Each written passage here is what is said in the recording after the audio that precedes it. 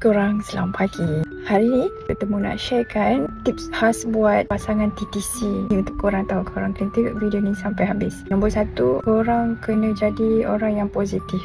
Pedulikan orang kata apa, lantaklah orang cakap apa pun. Yang penting korang suami isteri tu sentiasa fikir yang baik-baik lah. Terus berusaha. Nombor 2, walaupun kita mungkin ada anak seorang ataupun mungkin tak ada anak lagi, korang kena bangkitkan hubungan suami isteri tu. Kadang-kadang kita dah lupa. Kahwin dah 5 tahun, kita lupa kemesraan antara suami isteri macam baru kahwin dulu. Korang kena juga fikirkan, walau busy macam mana pun, korang kena fikirkan kemesraan suami isteri tu. Bila masa kita nak bersama, bila masa kita nak dating sama-sama ke, bila kita ada kemesraan macam tu, kita punya kerapan bersama tu akan lebih teratur lagi. Kadang-kadang bila kita sibuk tak fikir benda ni, dia menyebabkan lupa. Kadang sebulan pun tak bersama. Itu boleh menyebabkan memang tak lekat lah nanti. Nombor 3, korang jangan pernah berhenti berusaha. Terus buat, minta dengan Allah, sungguh-sungguh usaha sehabis baik. Korang buat tips yang sehabis baik, InsyaAllah lepas ni rezeki korang. Buat korang yang masih TTC lagi,